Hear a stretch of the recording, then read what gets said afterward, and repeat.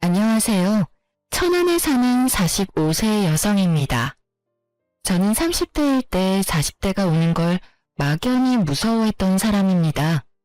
그런데 벌써 머지않아 50대를 앞두고 있는 지금은 이상하게 평온합니다. 아무래도 제가 평범하지 않은 파란만장한 삶을 살아서 그런가 봅니다. 오늘은 감히 어쩌면 저보다 인생 선배님들 앞에서 제가 그동안 살아온 제 인생 이야기 한번 털어놓으려 합니다. 오늘 제 사연 함께 들어주시고 아낌없는 응원과 여러분의 생각 많이 남겨주시면 정말 감사하겠습니다. 그럼 제가 많은 힘을 얻어갈 것 같습니다. 저는 남들보다 조금 늦은 나이에 결혼을 했습니다. 결혼을 늦게까지 못한 특별한 일이나 아픈 사정이랄 건 따로 없었습니다. 그냥 일하면서 바쁘게 살다 보니 남들 결혼할 때 못했고 정신 차려보니 제 옆에는 그렇다 할 짝이 없더라고요. 만약 과거로 돌아간다면 저는 사랑을 마음껏 할 것 같아요. 사랑하는 것도 짝을 만나는 것도 다 좋은 때가 있다고 생각하거든요. 남편은 제가 37살일 때 처음 아는 사람 소개로 만났습니다. 그는 39살이었고 저보다 2살 연상이었습니다. 30대 적정 나이를 넘어가면 아무래도 짝을 찾기가 쉽지 않잖아요. 주변에 일단 싱글인 사람이 별로 없는 건 둘째치고 나이가 있는 만큼 다들 보는 눈이 높아지니까요. 그런데 이상하게 남편과 저는 첫눈에 서로를 마음에 들어 했습니다. 첫 만남부터 좋았지만 아무래도 둘 다 40대를 바라보는 적지 않은 나이라 20대 때처럼 막 스파크가 튀고 불타오르는 연애를 한 건 아니었어요. 그 대신 저희는 굉장히 안정적이고 편안한 연애를 했습니다. 연륜이 있으니 서로가 싫어하는 행동을 굳이 하지 않았고 서로를 무척이나 배려하면서 만났습니다. 적어도 연애할 때까지는요. 결혼도 연애처럼 그렇게 심플한 관계였으면 얼마나 좋았을까요?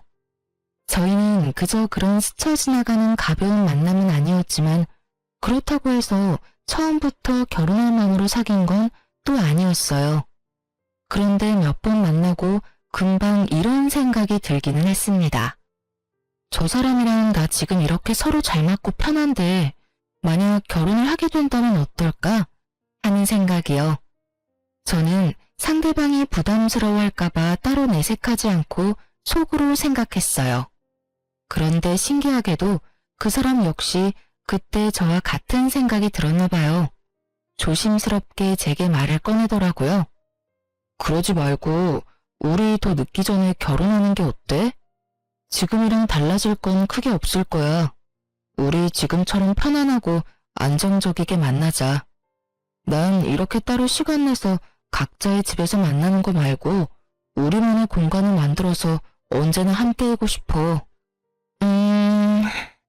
싫어? 내키지 않아? 미안해요. 나 섣불리 대답 못하겠어. 당연히 나도 안정적인 게 좋아. 그런데 결혼은 아무래도 연애랑 다르게 당장 생각해야 할 게 많잖아. 아이 문제도 그렇고 조금 머리가 아프네. 아이? 분명 결혼하면 어른들은 아이 바라실 거야. 근데 난 아이 낳을 생각 전혀 없거든. 지금 급하게 가진다 해도 이미 노산이라서 나도 아이도 건강하리란 보장이 없으니까 무섭기도 하고. 에이, 그런 거라면 걱정하지 마. 아이는 안 낳아도 돼. 난 그저 더 나은 우리 둘의 삶을 위해서 결혼하고 싶은 거니까. 그게 우리랑 어른들 입장은 다르니까. 딩크에 대해서는 각자 알아서 문제를 처리해보자. 당신은 당신 부모님만 설득하면 돼. 난 우리 부모님한테 잘 얘기할 테니까. 그럼 이제 우리 결혼에 아무런 문제 없지? 그게 가능할까? 가능하게 해야지. 남편은 원래부터 자기는 아이를 별로 좋아하지 않았다며 결혼 후 딩크족으로 살겠다며 제게 약속을 했습니다. 저는 아이를 좋아했지만 현실적으로 저의 나이가 맘에 걸렸죠. 그리고 혹시나 각자 부모님께 설명한다 해도 어른들 입장은 다를 수 있으니 예비 시부모님 인사드리러 가는 자리에 잔뜩 긴장하고 말았어요.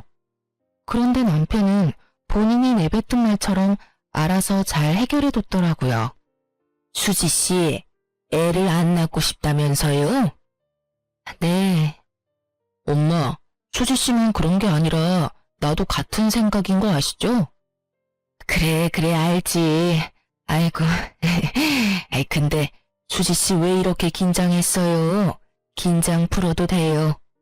난 우리 아들 수지 씨 만나서 이렇게 결혼하는 것만으로도 너무 기뻐요. 요즘 세상에 애 안 가지면 뭐 어때요? 둘이 예쁘게 살면 되는 거지 뭐. 안 그래요, 여보?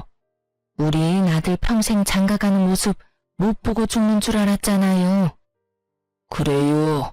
수지 씨, 우린 며느리가 싫다는 일 강요할 생각 주어도 없어요.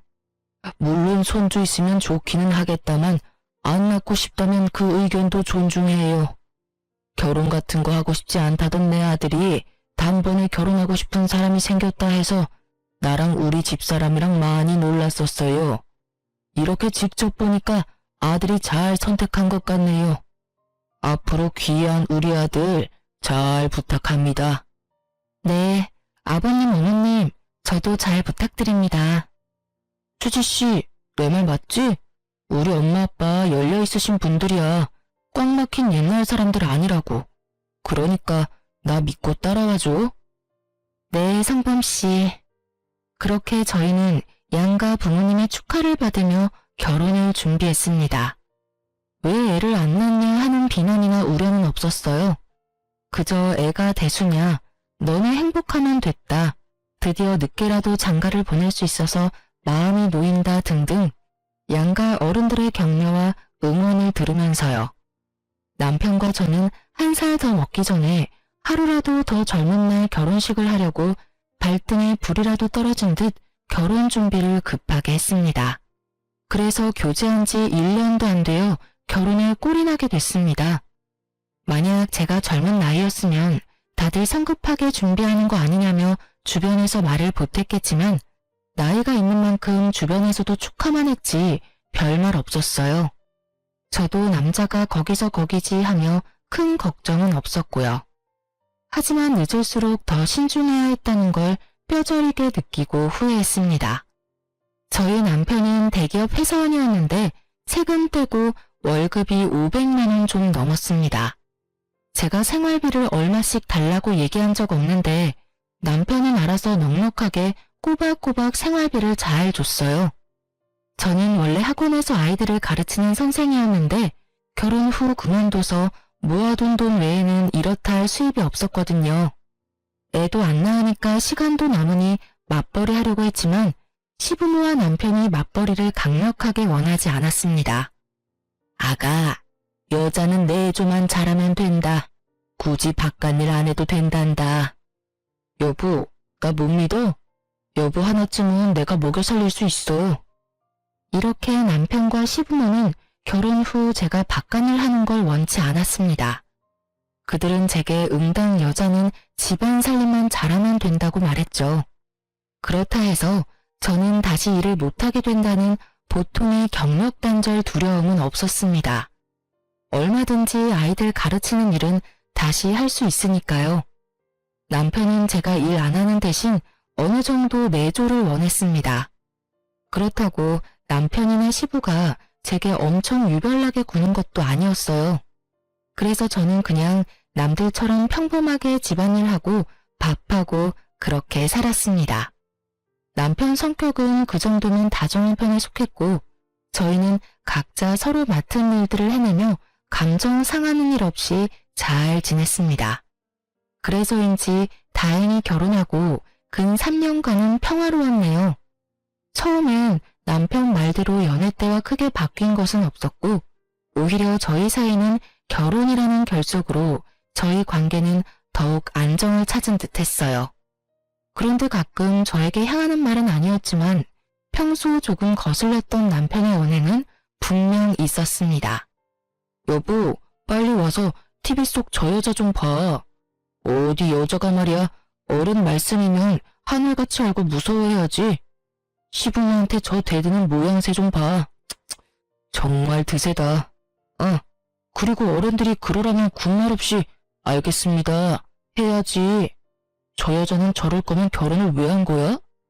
난 처음부터 안 봐서 모르겠네. 저게 지금 무슨 상황인데? 보니까 저 며느리라는 여자가 시어머니 말을 죽어도 안 들어. 냉장고 정리 좀 해야겠다고 한마디 했다고 시어머니한테 간섭하지 말라는 거야. 아니 감히 하늘 같은 시부모님한테 말이야. 방송이잖아. 저런 거 다 대본이라더라. 너무 열내지 마. 근데 나는 온다는 연락 없이 비밀번호 치고 매일 냉장고 검사하러 오는 시어머니 쪽도 좀 이해 안 가네. 뭐? 뭐야? 당신도 같은 상황이면 저럴 거야? 에이, 우리 어머님은 안 그러시잖아. 아니, 그러니까 만약에 말이야. 나는... 에이, 잘 모르겠어. 당신은 왜 TV 보다가 괜히 나한테 그래? 남편은 드라마 속 허구 상황은 물론 실제 고부 갈등이 나오는 방송을 보면 꼭 그렇게 시무편에 서서 차별적인 말들을 덧붙였어요. 그럴 때마다 저의 생각을 물어보는 남편에게 마냥 솔직하게 속내를 다 말할 수는 없겠더라고요. 괜히 남편이 감정이입해서 제게 싫은 소리 하는 것도 듣기 싫고 저도 굳이 그를 자극해서 긁어부스럼 만들기 싫었거든요. 그래서 저는 최대한 대화 주제를 다른 곳으로 돌리고 그런 일들이 당장 제 일 아니니까 얼버무렸었네요. 다 미래에 제 일이 될 줄은 모르고요. 그러면서 저는 점차 연애 때는 미처 몰랐던 남편의 꼰대 같은 마인드를 인식하게 됐습니다. 남편은 어쩌면 시부모보다 더 옛날 사람 같은 마인드를 가지고 있었어요. 어른들 말은 무조건 들어야 한다 생각하는 사람이었죠. 저도 어른 공경하는 건 좋아요. 하지만 남편은 소위 요즘 말로 꼰대 같았어요. 시부모 역시 앞서 잠깐 말씀드린 것처럼 여자는 내조하는 걸 중시했고 남자는 밖에서 돈만 벌면 된다는 옛날 사람들이긴 했어요. 그렇지만 저희 남편만큼은 심하진 않았어요. 하지만 그건 다 제가 착각하고 있었던 거였어요. 끝까지 겪어보니 결국 그 부모의 그 아들이더군요. 저는 보수적인 그들의 의견들을 완전히 모두 다 이해하는 건 아니었지만 항상 그러려니 했습니다. 시가에서 제사를 크게 여러 번 지냈지만 거기에 대해 큰 불만도 없었습니다. 저 또한 제사 지내는 집안에서 자랐거든요. 그리고 시댁에 인사하러 가는 것들도 저는 크게 부담이 없었어요. 오히려 자주 인사드리러 갔기 때문에 시모랑 금방 친해졌고 그 흔한 고부 갈등 같은 것도 전혀 없었으니까요. 하지만 순응하던 제가 변하자 점점 저희 결혼 생활에도 조금씩 금이 가더군요. 제 내조에 아무런 불만 없던 남편과 시부모가 한 가지 사건으로 쥐 잡아먹듯 괴롭히며 저에게 달려들었거든요. 다름이 아니라 이미 저희는 3년 전에 아이를 낳지 않겠다 합의하고 결혼을 한 거잖아요. 그런데 갑자기 남편의 생각에 변화가 생겼는지 아님 시부모가 원하는 건지 뜬금없이 제게 아이를 낳자 하더군요. 여보, 우리 아무래도 애가 한 명 정도 있는 편이 좋지 않을까? 어? 아이? 갑자기 무슨 말이야 그게. 우리 결혼하기 전에 분명 아이 안 낳고 딩크족으로 살기로 했잖아. 그랬었나? 뭐 그랬어도 지금은 생각 바뀐 지 오래야. 나이 들어갈수록 왜 이렇게 애들이 귀여워 보이는지 모르겠어. 나도 이젠 조카 바보 말고 아들 바보, 딸 바보 하고 싶다. 여보, 우리 노력 좀 해보자. 엄마한테 보약 좀 지어달라 할까? 에이, 큰일 날 소리 하지 마. 애 낳기에는 이젠 너무 늦었지. 40 넘어서 그게 무슨 소리야? 정말 난 싫어. 뭐? 자기 혹시 애 혐오해? 아니, 혐오라니. 내가 혐오하면 조카들 예뻐하겠어? 그래, 다행이다. 혐오하는 거 아니지? 그래, 당연하지. 난 그냥 노산의 위험이 싫을 뿐이야. 괜찮아, 괜찮아. 그냥 한 명 낳자. 뭐?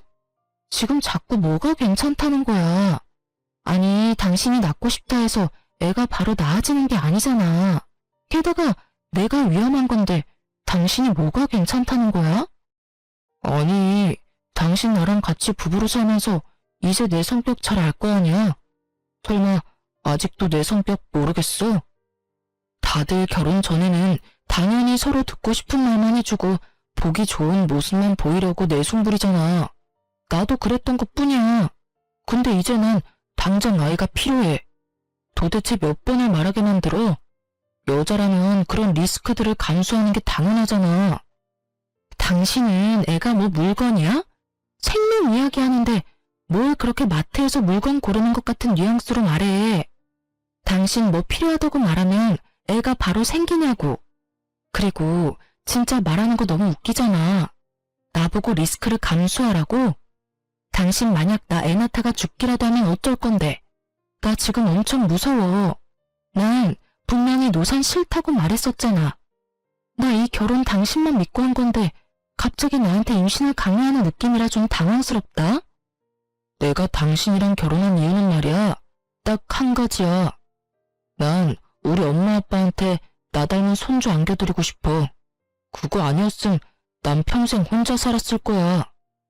그게 다 무슨 소리야. 전엔 그런 말 나한테는 안 했었잖아. 그야 거짓말 한 거지. 그렇게 내가 딩크하자고 밑밥 깔아놔야 당신이 거부감 없이 나랑 바로 결혼할 테니까. 뭐? 진짜 이기적이다. 어떻게 그런 거짓말을 해. 난 싫어. 절대 애 안 낳을 거야. 앞으로 나한테 그 어떤 기대도 하지 마. 당신 말 듣고 내가 딱 결심했어. 아이씨, 그럼 네가 우리 엄마한테 가서 말해봐. 애 안 낳을 거라 못 박으라고 네가 직접 말이야. 못하지? 못하겠지? 당신 정말 책임감 없다. 내가 알던 그 남자 어디 갔어? 아니, 그 반대야. 책임감이 있으니까 아이 낳자고 하는 거지. 그 후로 저희는 아이 얘기만 나오면 서로 토시 하나 안 틀리고 매번 똑같은 레파토리로 말싸움을 하곤 했습니다. 저는 절대 못 낳는다였고 남편은 무조건 낳아야 한다였죠. 남편의 집요함이 통하지 않자 얼마 안 가 시부모까지 대놓고 임신 압박을 주더라고요. 너희는 아직까지 아무런 소식 없냐? 네? 빨리 낳고야 싶죠. 그런데 아빠, 이 사람이 영 협조를 안 해요. 엄마, 와이프가 노산이라 자꾸 애 낳기 싫대요. 얄밉게 남편은 시부모 앞에서 본인은 애 낳고 싶은데 와이프가 싫다고 해서 못 낳는 중이라고 쐐기를 박았습니다. 그러자 시부모의 모든 원망의 눈초리와 질타는 제게로 날아오더군요. 그게 아버님, 어머님. 어머, 얘, 너 결혼까지 했는데 그런 무책임한 말이 어딨니? 애는 낳아야지. 그리고 너 얼마 전에 어떤 50대 여자도 건강하게 임신해서 출산까지 한 거 아니? 그 사람 뉴스에도 나왔어. 그러니까 너도 너무 겁먹지 말고 자신감을 좀 가져라.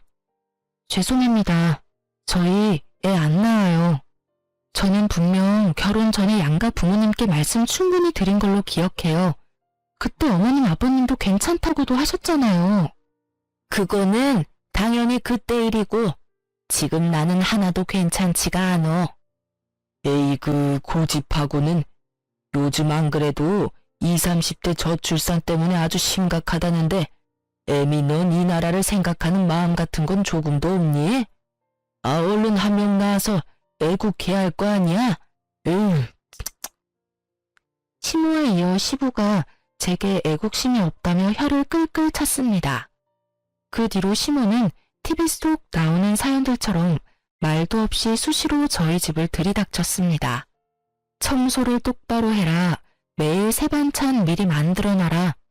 잔소리 폭탄을 하며 제게 스트레스를 줬어요. 그러다 하루는 온 가족이 또 저를 회유하려고 하더군요.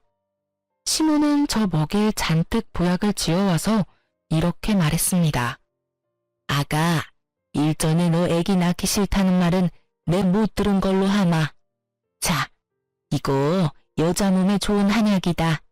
한의원 가서 제일 귀하고 비싼 것들로만 지어왔으니까 넌 그냥 삼시세끼 밥만 잘 챙겨 먹고 이 한약들 한 방울도 남김없이 야무지게 챙겨 먹어라. 한약이요?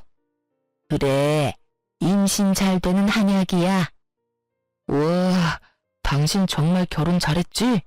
이렇게까지 배려해주는 시부모님 세상 어디 없어. 시부모와 남편 중 단 한 명도 제 이야기를 들어주는 사람은 없었습니다.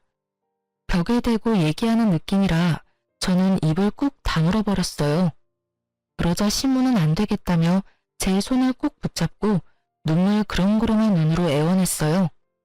아마 강압적인 방법이 안 되니까 눈물 호소한 거였겠죠?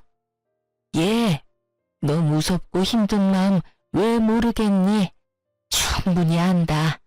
그럼 일단 노산이 무서운 거면 산부인과 진료라도 받아보자꾸나. 애를 꼭 낳든 안 낳든 여자는 자궁이 건강해야 해. 응? 이게 다 너를 위해서야. 시모는 저를 볼 때마다 그렇게 끊임없이 설득과 강요를 했고 결국 끈질긴 시모 덕에 마음 약한 저는 시모가 예약한 산부인과 진료를 남편과 함께 받으러 갔습니다. 의사는 산모가 고령이기는 하지만 나이에 비해 건강하고 산전검사 결과 임신이 아예 불가능한 게 아니라 하더군요.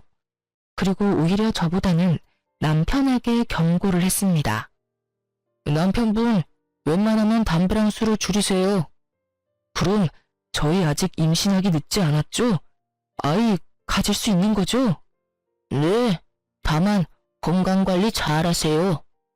그때 의사가 하는 말에 저도 묘한 안도감이 들면서 잠깐 희망을 봤던 것 같아요.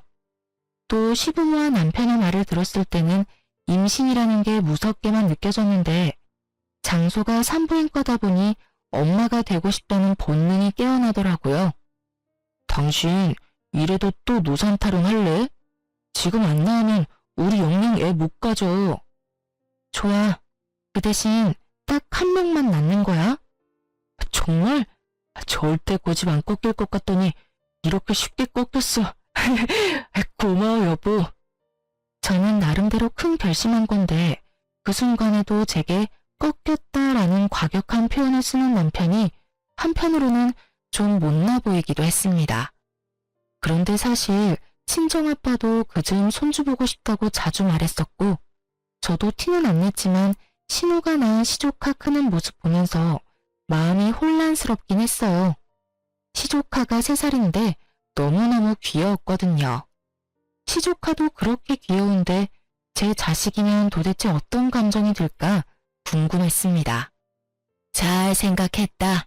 아가, 정말 잘 생각했어. 넌 아이 낳기만 해. 우리가 다 키워줄 테니. 그리고 네 남편이 너 모시고 살 거다. 그럼요. 제가 마누라 여왕님처럼 모시고 살아야죠.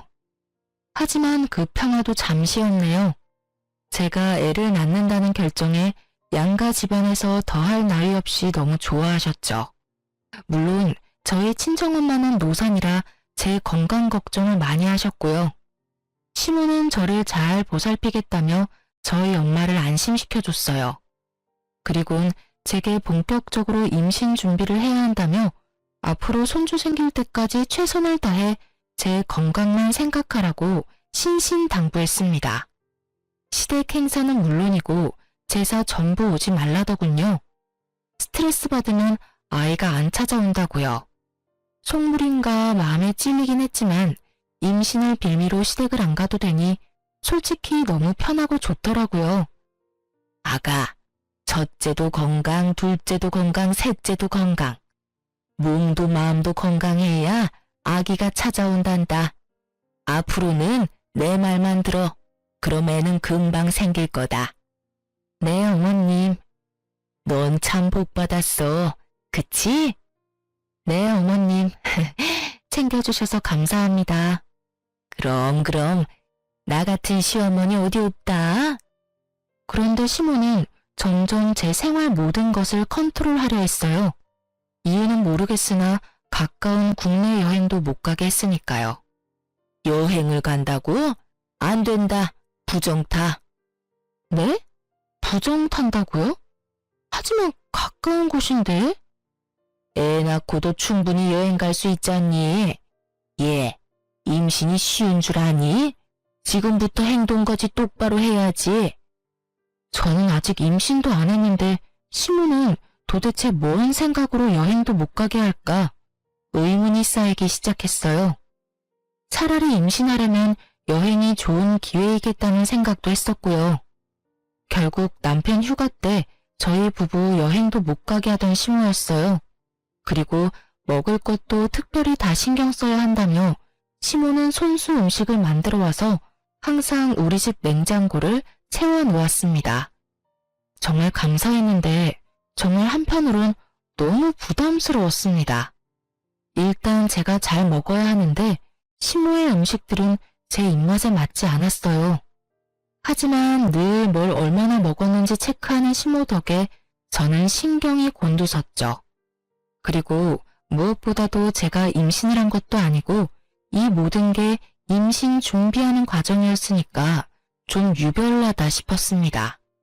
처음 몇 개월은 정신없이 지나가서 조바심이 안 났는데요. 임신 준비한 지 1년이 다 되어가도록 깜깜무소식이니 저는 점점 불안했어요. 꾸준히 남편과 숙제도 하는데 아기가 쉽게 안 찾아오더라고요. 지금 생각해보면 조상신이 도운 것 같아요. 이런 집안과 엮여서 제 배 아파 소중한 생명을 낳지 말라고요. 시모는 일주일에 적게는 한 번씩, 많게는 두세 번씩 전화가 왔어요. 처음엔 시모가 제 상태를 조심스럽게 물어봤었는데 시간이 지나자 퉁명스럽게 제게 쏘아붙였어요. 걱정하는 어투에서 짜증과 화로 바뀌어 갔습니다. 나중엔 친정 욕까지 하더군요. 시부모도 이제 인내심이 다했는지 딱 1년 지나자 저를 원망하며 제 탓을 엄청나게 하기 시작했습니다. 예, 아직이냐? 네, 어머님. 에휴, 나만 발벗고 나서서 노력하면 뭐해? 너네 최선을 다해 노력하고 있는 거 맞냐? 그럼요. 근데 왜 아직이냔 말이야. 운동은 꾸준히 하고 있고? 네. 보약은? 잘 먹고 있죠. 네 시아버지도 이제 포기했다. 혹시 너 건강에 무슨 문제 있는 거 아니냐? 안 그래도 산전검사 얼마 전에 했는데 다 정상이래요. 정말 해도 너무한다. 내가 널 얼마나 지극정성으로 케어했니? 아마도 네가 아닌 다른 사람이었다면 말이야. 그 사람은 벌써 애 둘셋은 낳았을 거야. 죄송합니다. 너 정말 죄송하기는 하니? 너 임신하기 싫어했잖냐? 속으론 사실 잘 됐다고 생각하고 있지? 에휴, 이렇게 해도 쉽게 못 낳는 딸내미를 결혼시킨 사돈은 무슨 배짱인 거야? 사돈도 정말 생각이 없나 봐. 아주 양심이 없어. 불쌍한 내 아들 어떡할 거냐? 어머님, 그건 말씀이 좀 지나치세요. 어머머, 너 눈 똑바로 안 뜰래? 참나, 우리가 해준 보약이랑 반찬들은 받아 먹을 때만 좋았지? 내가 그 정성을 다했는데 너한테 고작 이런 말도 못해? 아무리 그래도 친정 부모님 함부로 말씀하시는 건 아니죠, 어머님. 애초에 임신은 제 욕심이 아니라 어머님, 아버님 욕심에서부터 시작된 일이잖아요. 그리고 제가 보약 그만 지어달라 말해도 억지로 지어와서 먹이셨고 반찬도 알아서 해먹는다 해도 어머님이 고집 부리셨잖아요. 좋은 마음으로 저는 어머님이 하라는 대로 한 수밖에 없어요. 그러니까 더 이상 저희 친정 부모님 욕보이지 마세요. 꼴에 자존심 부리기는 큰 소리를 칠 입장이냐 네가? 아니 그냥 남들처럼 임신만 하면 끝나는 일인데 그게 어려워? 그리고는 시모는 기회를 많이 줬다며 자포자기한 목소리로 그러더군요. 에휴, 됐다. 애는 됐어. 더 이상 희망 고문 당하기 싫다. 아무래도 너라는 그릇이 잘못됐어. 임신은 글러먹은 것 같다. 아이고, 그동안 너한테 쏟아부은 내 시간과 정성, 돈 아까워라. 예, 요새 네 신우 고깃집 일손이 모자라. 이제 난 너 포기했으니 거기 가서 일이나 좀 도와라. 네? 무슨 말씀을 그렇게 심하게 하세요? 내가 심해? 네가 더 심하지. 예, 너 솔직히 내가 많이 배려해줘서 그동안 제사도 혼자 쏙 빠지고 시집와서 네가 한 게 뭐가 있냐? 요즘 인건비가 금값이라는데 가족끼리 도와야 하지 않겠냐? 내가 너한테 쓴 돈이며 시간이 다 얼마야? 돈으로 환산해봐라. 그거 내 딸한테 다 갚아. 밥은 줄 테니 돈은 바라지 말고 무급으로 일해라. 네가 여태 누린 것들 말야. 눈에 보이지 않아도 다 빚이야. 빚이요? 웃어? 이게 정말 정신 못 차리네. 네, 웃기네요. 어머님 결국 이러시려고 애 낳기 싫다는 저 들들 볶으신 거였어요? 너 뭐라고 했냐 지금? 싫습니다. 저 아가씨 가게에서 노동하려고 이 결혼한 거 아니에요. 애초에 어머니한테는 제가 애 낳는 수단 그 이상도 그 이하도 아니었나요? 저는 그래도 한 가족이라 생각했어요. 참나, 끝까지 자존심 부리네. 못하겠으면 당장 내 아들이랑 이혼해라. 이게 어디서 감히 받기만 하려 해?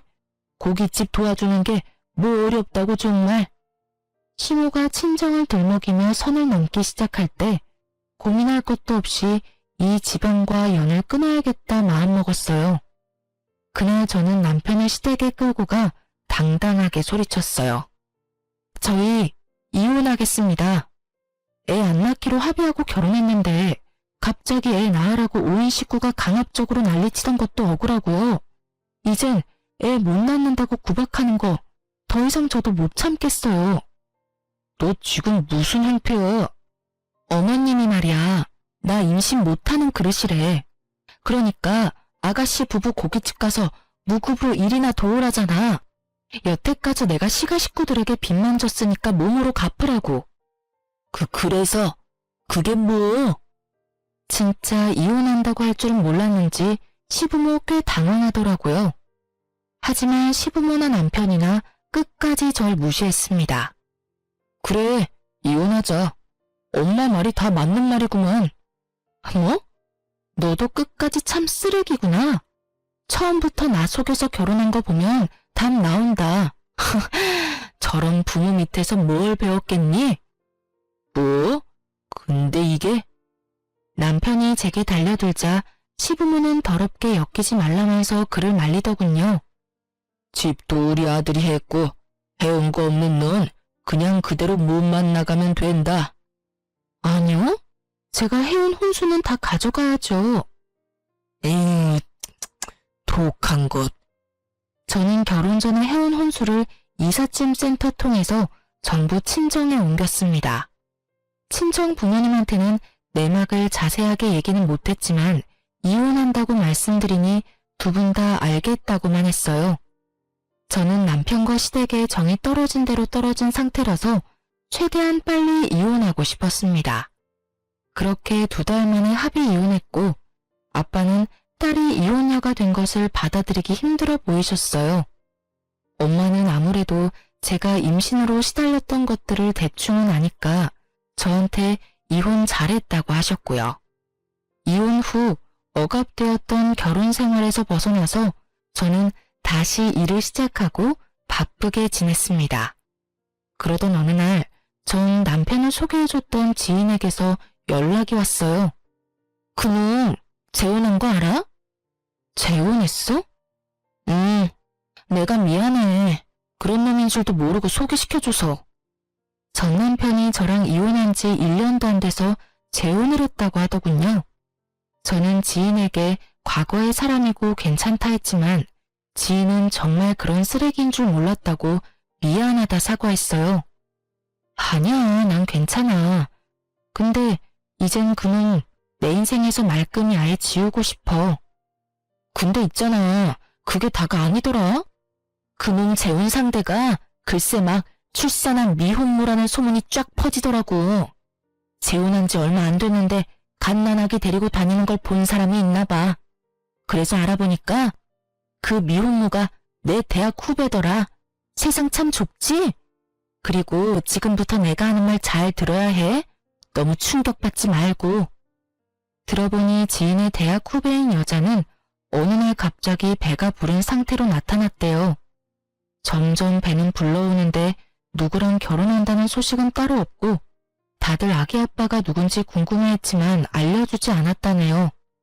그래서 미혼모구나 지레짐작하고 있었는데 아무 말 없던 후배가 갑자기 결혼한다며 지인들에게 청첩장 돌리며 자기 미혼모 아니라고 해명했다고 하더라고요. 남자친구랑 잠시 헤어졌다가 다시 붙었고 애는 혼자 키우려 했는데 같이 키우기로 했다고요. 네, 그 여자는 사실 제 남편의 상간녀였고 저희가 혼인 관계에 있을 때 남편의 아이를 가진 거였어요. 어쩐지 제가 이혼하자고 할 때 한 번도 붙잡지 않는 남편 보고 조금은 이상하다 생각은 했어요. 설마 여자가 있을 줄이야 생각도 못했네요. 저는 상간녀의 연락처를 얻어냈고 더 이상 바보처럼 당하고만 있지 않으리라 다짐했습니다. 여보세요? 네, 말씀하세요. 저 누군지 알겠어요? 저희 남편 전 부인 아니세요? 내 번호도 알고 있었나 봐요. 그럼요. 바람 맞죠? 맞으면요? 소송해야죠. 맘대로 하세요. 그깟 상간녀 위자료? 우리 어머님 아버님이 다 해결해 줄 거예요. 와, 어이가 없네. 너 인생 그딴 식으로 살다가 천벌 받아. 천벌? 누구한테? 난 지금 너무 행복하게 잘 지내는데? 그래, 벌 받기를 기도하고 기도할게. 호웃음 치는 상간녀와 더 이상 대화가 안 통하더라고요. 상간 소송을 제기하겠다고 내용 증명을 보냈더니 역시나 상간녀 대신 전 남편이 내용 증명 받는지 화를 내며 전화가 오더군요. 여보세요? 야, 너 지금 뭘 보낸 거냐? 보면 몰라? 상간녀 소송 걸었지. 참나, 이제 와서 무슨 상간녀야. 이 눈치 없는 여자야. 우린 벌써 서로 협의 이혼했고 이혼했으면 소송까지 못 가. 너 나 재혼했다는 소식 듣고 많이 배 아팠나 보다. 아님, 너는 그 고생을 해도 못 나왔는데 난 이렇게 쉽게 아빠가 돼서 부럽기라도 해? 혹시 질투? 질투 같은 소리 하고 있네. 알려면 좀 똑바로 알던가. 우리 이혼한 지 1년도 안 됐어. 상간녀가 임신한 사실 하나만으로 당신의 외도 사실은 입증이 된 거야. 외도 사실 알게 된 지 3년까지 상간소송 가능한데 이건 몰랐어? 그럼 좀 조용히 재혼하지 그랬어. 아주 떠들썩하게 해놓고 내가 모르길 바라는 게 이상하지. 나 이제 한 아이의 아빠고 그 사람이 이제 내 와이프야. 남의 가정 파탄내지 말고 차라리 합의를 하자. 그래, 지금 가정은 얼마나 갈지 내가 응원하면서 지켜볼게. 한 번 바람 피운 놈이 두 번은 못할까. 넌 절대 인간 못 돼. 전 남편은 그렇게 10살 어린 상간녀 대신 제게 합의금 1,000만 원을 보내줬습니다. 차라리 외도 사실을 제가 처음부터 알았으면 모르겠는데 이렇게 뒤늦게 알고 이혼 다 하고 다시 소송까지 가는 게 번거롭더라고요. 그래서 저는 1,000만 원 받고 깔끔하게 털어놨다고 생각했어요. 전 남편은 제게 돈을 보내고 지긋지긋하다며 다신 연락할 일 없었으면 좋겠다더군요. 그렇게 3년이라는 세월이 흘렀고 최근에 모르는 번호로 전화가 자주 왔어요. 너무 집요하게 오길래 한 번 받았는데 잊고 지냈던 전 남편이라는 작자였어요. 여보세요? 누구세요? 당신이야? 당신 맞아? 아, 지가 연락하지 말라고 하더니 이렇게 먼저 연락하는 경우는 뭘까? 우리가 연락해서 정리해야 할 게 뭐가 아직 남았니? 당신 맞구나. 번호 안 바꿨네. 우리 다시 합칠래? 당신도 나한테 마음이 아예 없진 않지? 뭐? 지금 혹시 만나는 사람 있어? 미쳤냐? 술 취했어? 나 만나는 사람 따로 있어. 지금 무슨 소름 끼치는 개소리야, 한밤중에. 거짓말. 없지? 아직 남자 없는 거 맞지? 나 너랑 헤어진 뒤로 당신 계속 생각나더라. 우리 애 가지려고 서로 최선을 다했었잖아. 난 우리가 지금도 충분히 가능성 있다고 생각하거든. 뭐? 우리? 우리 같은 소리 하네. 그리고 뭐 나랑 헤어지고 바로 재혼했으면서 입에 침이나 바르고 거짓말해. 시부모한테 미움받을 때 나몰라라 하고 와이프 버린 게 누군데? 왜? 상간녀 아니 네 와이프가 바람이라도 났니? 그게 말이야. 나도 이럴 줄 정말 몰랐어. 사실 애가 이제 4살이야.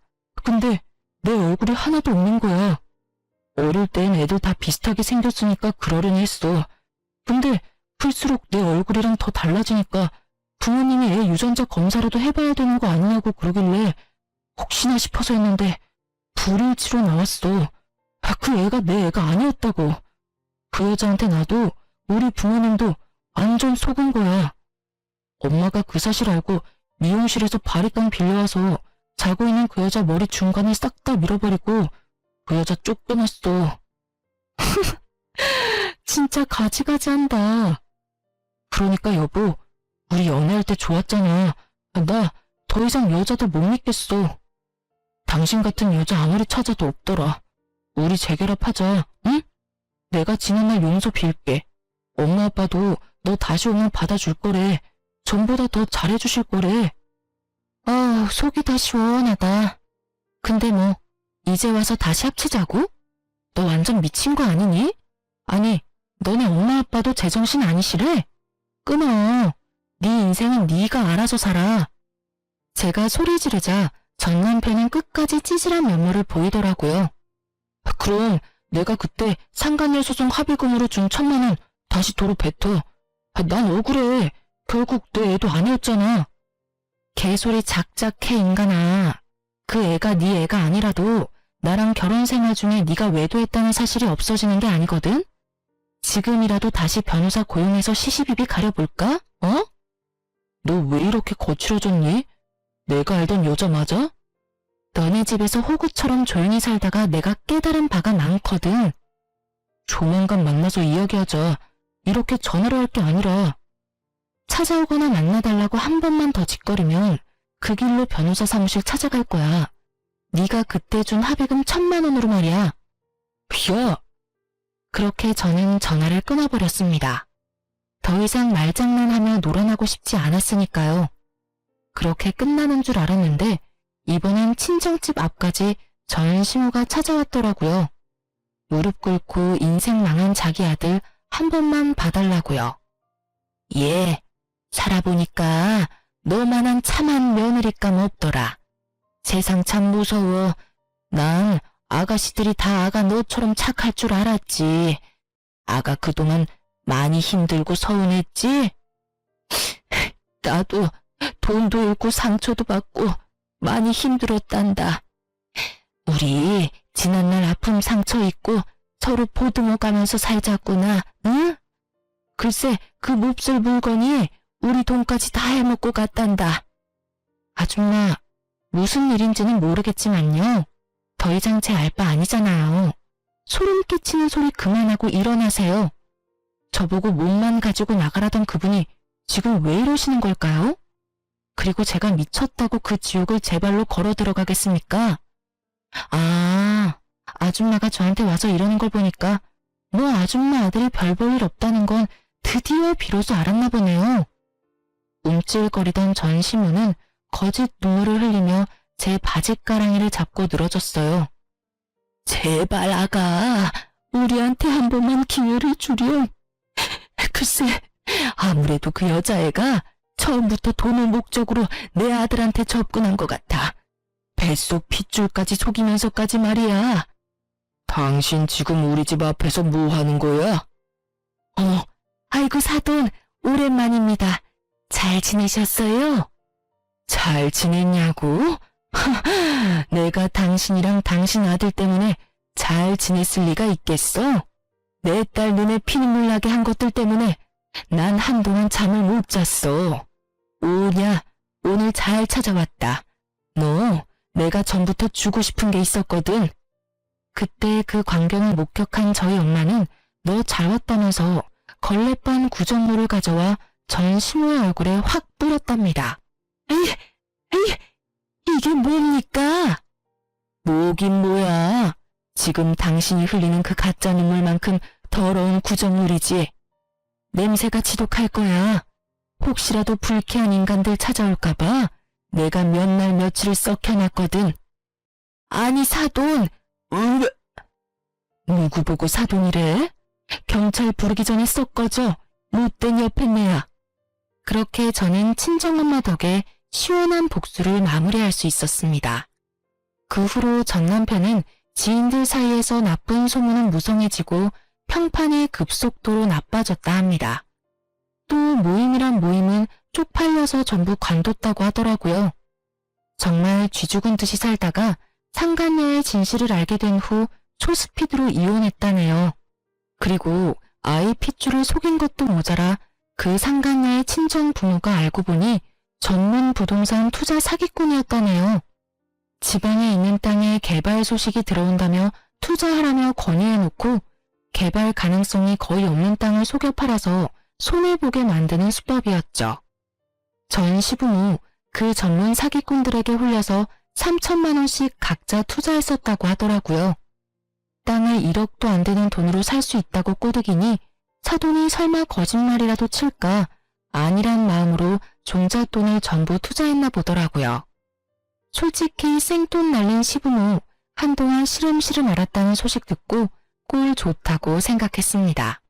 그놈의 손주 타령 그렇게 하더니 가짜 손주한테 그만 홀려서 상간녀 집안에 그동안 간이고 쓸개고 다 빼앗긴 거죠.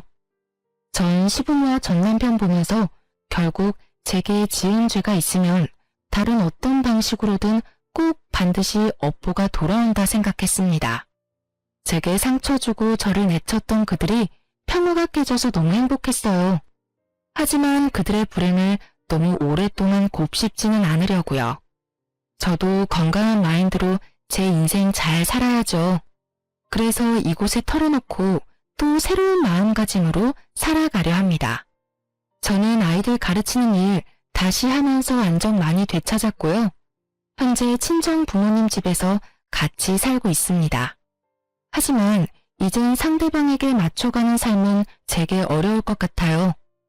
누군가를 다시 사랑하는 건 어렵더라도 그냥 저는 제 자신을 사랑하면서 제가 행복한 삶을 살려고요.